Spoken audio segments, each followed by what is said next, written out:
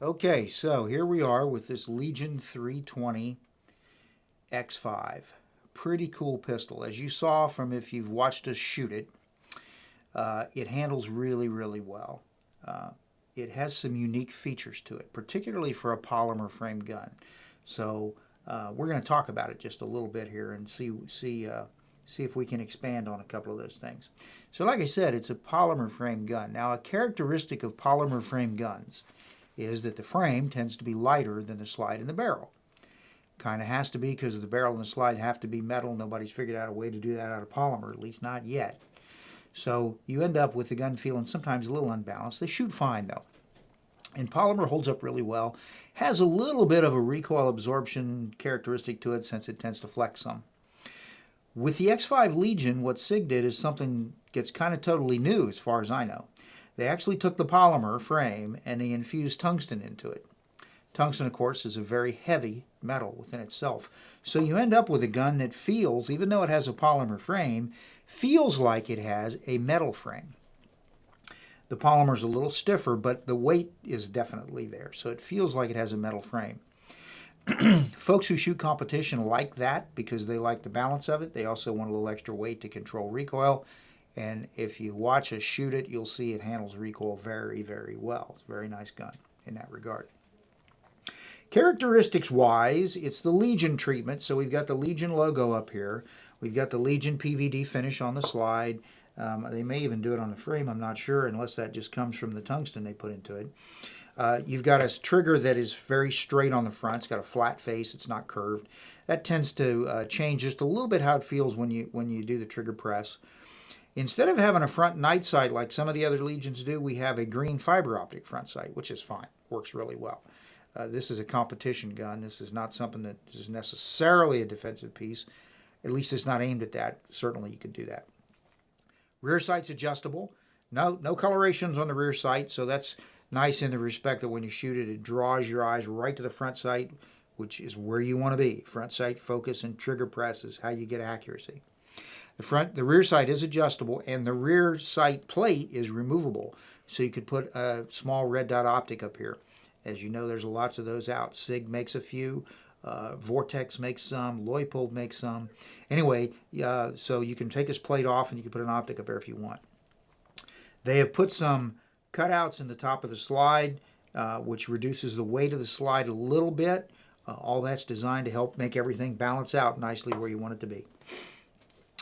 It's a 320, so it's in the 320 series. So we have a full-size 320 frame. We have the standard Picatinny rail underneath the dust cover so you can put lights, lasers, whatever up there. You got a little longer beaver tail than you have on the regular 320 series. It's a 320, so you still have that internal chassis that's the actual serialized part of the gun. Serial number's right there. So you could take that chassis out and change the frame within some range. You've got an ambidextrous slide release, both sides of the gun. The magazine release is reversible. On the frame, they've rebaited this up against that where the magazine release goes just a little bit, and they put just a very shallow finger groove in there. It's not very pronounced. So even if you got a hand that you're landing on top of it, it shouldn't really be too obnoxious feeling. Good stippling, front strap, back strap, and the sides. And you've got this magazine well, which is enormous. You could drive a pickup truck into that magazine well. Of course, on a competition gun with a great big magazine well like that, the purpose is so it makes the magazine insert really easy. If you come in at the wrong angle, it helps steer it right in there. Works really good.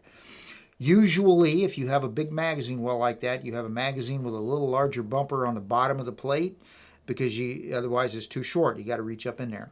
We got a little one on here. It's not huge. When you seat it, it seats kind of flush. Works okay. Works pretty good. Comes out nice. Goes in real easy. Works pretty good. From what I can see of this very large magazine well bottom, there's a screw here. It looks to me like you can take that off if you wanted to take it off for some reason. 320 series gun. These things are extremely easy to take apart and maintain. They don't require trigger press to disassemble it. The first thing we do is the same thing we do with anything we're getting ready to maintain or work on or handle outside of a range where we're ready to shoot. We make sure it's empty and safe. Magazine out, check the chamber, make sure everything's empty and safe. This is. Once you've done that, the disassembly lever rotates down like that. Pretty simple.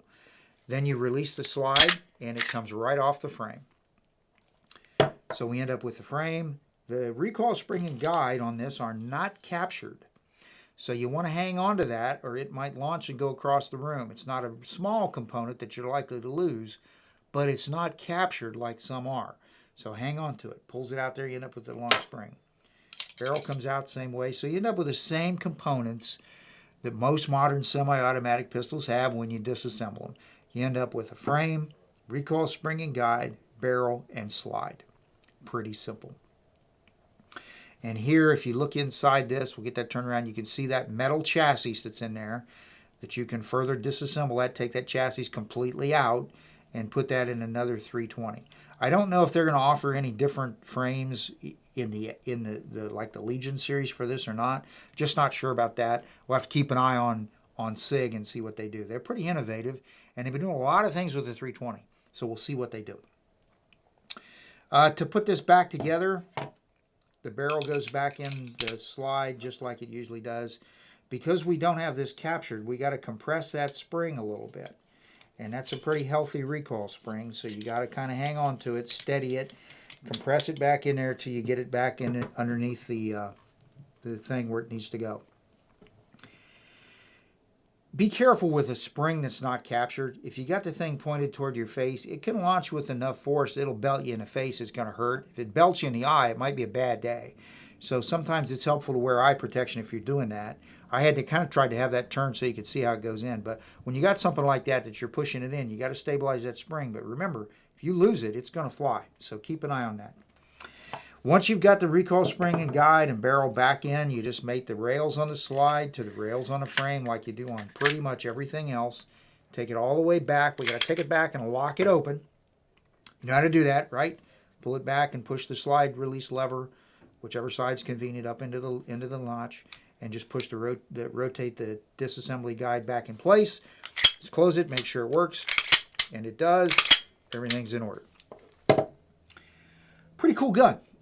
Like we talked about, it's aimed at competition shooting. It's a gun that's got an adjustable sight, a front sight that's highly visible, a very manageable trigger, very nicely balanced because of what they've done with the frame, good beaver tail, nothing's going to track you. Fast reloads enabled by the magazine and the flared magazine well. It's kind of aimed at competition. You can shoot rapidly and accurately with it. Very nice pistol. We have these in stock here at the shop. If you want to come take a look at one, please feel free. As always, we appreciate your comments. Let us know what you think. We get good favorable comments from people that come in. They like seeing what we're doing. Let us know. And if there's something you want to review on that we might have, let us know. See what we can do for you, okay? So that's all I got for now. Until next time, I'm Alan for Old English Outfitters. Thanks for watching.